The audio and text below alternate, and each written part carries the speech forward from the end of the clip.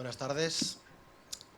Gracias, Sol, por la presentación y a la organización, evidentemente, por haber propiciado la presencia aquí y poder hablaros de Open Government, de gobierno abierto, de transparencia y un poco de todo lo que implica el abrir nuevas vías de atención a la ciudadanía, de nuevos procesos en todo lo relacionado con la publicación de datos, el consumo de los mismos.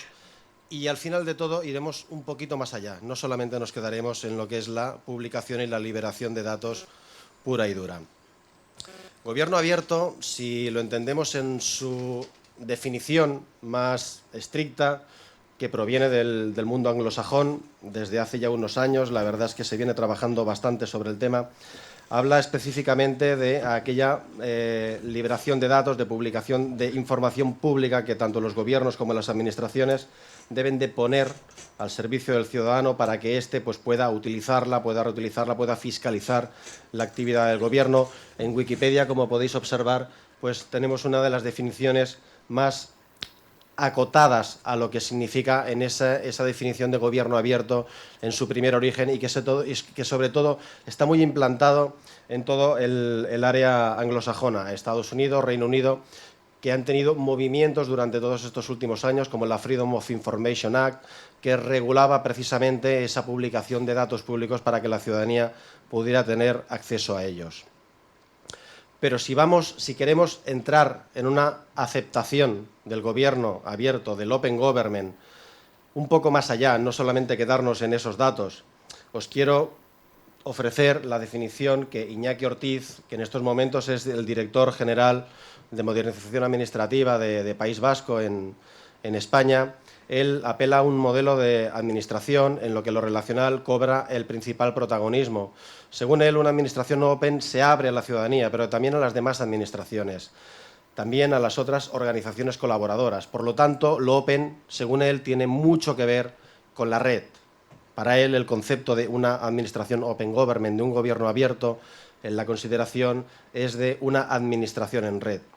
Os quiero dar esta pequeña pincelada antes de empezar con estándares, antes de empezar con esa visión más formal de lo que es la liberación de los datos, porque no nos tenemos que quedar única y exclusivamente con el tema de la publicación de los datos y ya está para conseguir una administración abierta.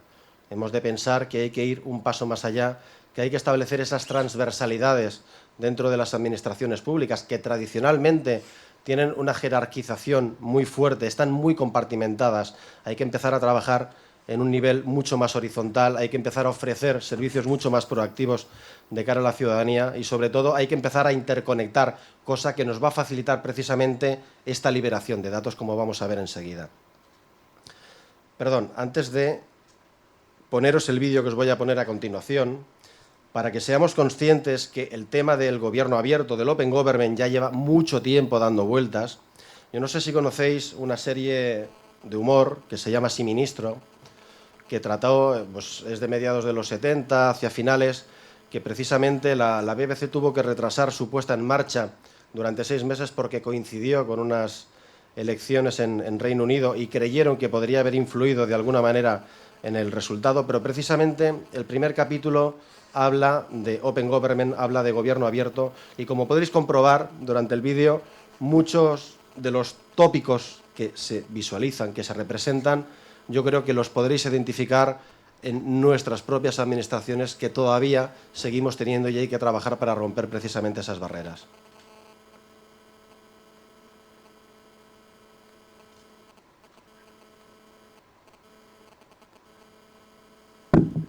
¿El sonido del vídeo? Podríamos titularlo Gobierno Abierto. Entonces está Todo resuelto, señor ministro. ¿Quién ha hecho esto? El caduco aparato burocrático. No, en serio. Somos conscientes de la necesidad de reformas y así lo hemos hecho constar. Me deja usted de una pieza. Temía que esto iba a ser motivo de discordia desde el principio. La gente tiene un falso concepto de la administración. Nosotros solo ayudamos a poner en práctica su política. Reducción de trámites en la obtención de permisos de construcción. Actas del Parlamento, volumen 496, página 1002. Habla el señor Hacker. ¿Sabe el ministro que con tanto trámite se tarda más en construir un bungalow en el siglo XX que una catedral en el siglo XII? La oposición ríe y el gobierno protesta. Sí, pero yo no les oí protestar. Cierto, ministro. Tome. Tome asiento, Bernard. Gracias. Y díganos, ¿qué opinión tiene del nuevo ministro? Una opinión muy positiva. Sí. Pronto le habremos domesticado. Se tragó toda la gente de un bocado y, según creo, terminó todos sus deberes para el lunes, ¿no es así? Sí, así es. Solo hay que quitarle de la cabeza eso del gobierno abierto. ¿Pero no iba a ser ese el título del libro blanco? Sí, pero ya sabemos que el título a veces puede despistar. Lo único importante es el contenido. Es la ley de la proporción inversa. Cuanto menos quieras hacer una cosa, más debes hablar de ella. Bueno, pero ¿qué hay de malo en querer un gobierno abierto, en querer tener a la población informada? ¿Habla en serio? Pues sí, señor. A fin de cuentas es lo que quiere el ministro. Pero eso es una gran contradicción, Bernard. Jamás se puede gobernar abriendo la mano. Pero los ciudadanos tienen derecho a ser informados. No, tienen derecho a la ignorancia. El conocimiento supone complicidad y culpa. La ignorancia, en cambio, es digna. Pero si el ministro quiere un gobierno abierto, No se puede dar a la gente lo que quiere. No es bueno para ellos. ¿Le daría brandy a un alcohólico? Si la gente no sabe lo que haces, nunca sabrá lo que haces mal. Pero, mire, Sir Humphrey, lo siento, pero yo soy el secretario del ministro y si eso es lo Mi que... querido amigo, no ayudará usted al ministro contribuyendo a que haga el ridículo. Acuérdese de los anteriores ministros. En 3 meses hubieran sido el hazmerreír del país, de no ser por la total y absoluta reserva que mantuvimos respecto a sus maniobras. Entonces, ¿qué propone usted? ¿Puede guardar un secreto? Claro.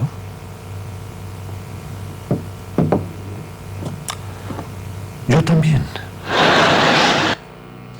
Bueno, como podéis observar, muchos de los tópicos que se representan en la serie, que es de finales de los 70, como os comentaba, todavía pueden tener plena vigencia en la mente, sobre todo de muchos ciudadanos que ven la administración normalmente como un organismo inamovible, atascado en el pasado y que no tiene la capacidad suficiente de poder abrirse, aunque en ocasiones no sea esa la realidad. Porque es cierto que se están empezando a dar pasos muy importantes, sobre todo en la apertura de información, en la transparencia de las propias administraciones públicas y sobre todo como primer elemento que se está utilizando para ello es todo el tema de la liberación de datos, lo que se define estrictamente como Open Government Data. El Open Government Data se refiere específicamente a esa información pública del gobierno, de la administración, que se comparte con la ciudadanía en forma digital a través de Internet y que de una manera que se pueda promover el análisis y la reutilización de la misma, porque ese ha de ser precisamente el objetivo de esa liberación de información, que pueda ser reutilizable, que pueda ser analizada para poder fiscalizar precisamente esa acción de gobierno que se está llevando desde la administración pública para dotarla de transparencia, para hacer las cosas realmente claras de cara a la ciudadanía. La primera duda que nos puede asaltar cuando ya estamos decididos, ya estamos concienciados para iniciar un procedimiento de apertura de datos dentro de una administración, evidentemente es cómo debemos liberar esos datos. Tenemos que ser conscientes de una serie de requisitos, tenemos que ser conscientes de que los datos tienen que ser útiles, los datos tienen que estar en un formato reutilizable, tienen que estar estructurados, tienen que estar enriquecidos para que se puedan construir sobre ellos aplicaciones que los traten automáticamente, es decir, que los cocinen para poderlos servir de una manera adecuada para la ciudadanía. Tim Berners-Lee, desde el W3C, mediante un grupo de estandarización, han regulado todo el procedimiento que se tiene que seguir para esa apertura de datos, han definido una serie de niveles de apertura que va del 1 al 4, estableciendo sobre todo una serie de recomendaciones para ello. Entre esas recomendaciones hablan de los formatos más adecuados, tecnológicamente hablando, en los que se tienen que liberar esos datos para poderse reutilizar posteriormente.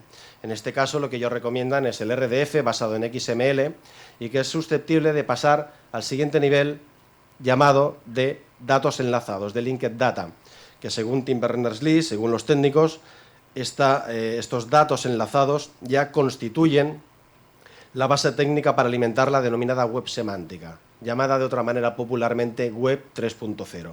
Esa web que esperamos todos que venga un día u otro, en el que las máquinas realmente puedan entender lo que se está poniendo, la información que se está poniendo, y para hacer mucho más entendible las peticiones que se le pueda hacer a cualquier página, a cualquier servicio, y que pueda proporcionar exactamente aquella información que nosotros le estamos demandando en ese momento. Por lo tanto, esos estándares de información son muy importantes a la hora de hacer esa apertura de datos, se han de tener en cuenta. Pero para ello vamos a fijarnos en los 8 principios que se han de tener presentes cuando se inicia un procedimiento de estas características. Los datos se deben de ofrecer de manera completa, todos los datos disponibles. No podemos empezar a construir barreras alrededor de determinados datos. Si son datos de información pública, deben ser liberados, evidentemente cumpliendo las normas y los requisitos que haya respecto del tema. Por ejemplo, el tema de la protección de datos personales. Todos los datos que sean publicados deben ser anonimizados para que no haya una identificación clara con ninguna persona, pero sí para que puedan ser utilizados para poder ofrecer información sobre servicios, sobre utilización, sobre datos estadísticos, etc. Los datos se tienen que poder obtener en su primer estado, en su estado natural. Es decir, si nosotros vamos a presentar una serie de datos, no es suficiente con que presentemos la imagen de una gráfica que representa esos datos, sino que hemos de ofrecer esos primeros datos para que se puedan construir posteriormente esas gráficas si es necesario. Los datos también tienen que estar disponibles tan pronto como sea necesario para preservar el valor de los mismos. Imaginaros que tenemos a día de hoy una serie de datos, pero que por la razón X que sea, no decidimos publicarlos hasta dentro de 4 o de 5 años porque consideramos que en estos momentos igual no sería apropiado. Pues pierden totalmente su validez.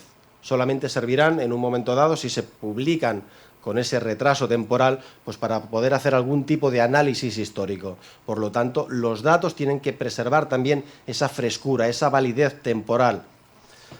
Los datos, por otro lado, como comentábamos antes, al llegar a ese nivel de datos enlazados, tienen que poder ser tratados, tienen que poder ser entendidos por las máquinas para poder analizarlos.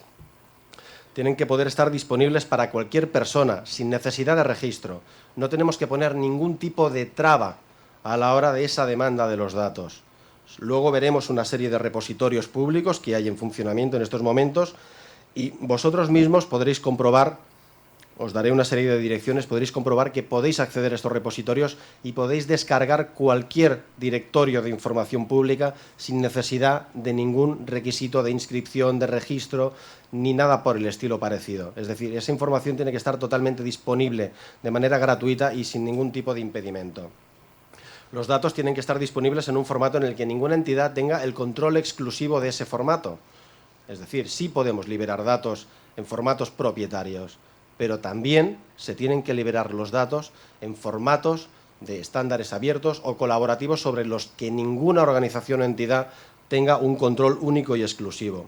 Y por último, esos datos no tienen que estar sujetos a derechos de autor, patentes, marcas comerciales o regulación de secretos comerciales. No tiene que haber impedimentos para poder acceder a ellos, ni se tiene que, en principio, intentar extraer un beneficio económico, aunque, como veremos posteriormente, con esa liberación de datos sí que se pueden generar modelos de negocio.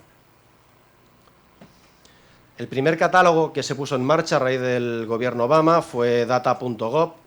Es un poco la referencia que hay en estos momentos a nivel internacional y sobre el que posteriormente otras administraciones y otros gobiernos han seguido su camino, han seguido la senda para poder en marcha sus repositorios, poder ir abriendo esos datos públicos que han considerado oportunos y que poco a poco van a ir cubriendo todo ese abanico de información pública para podérsela ofrecer al ciudadano de una manera abierta.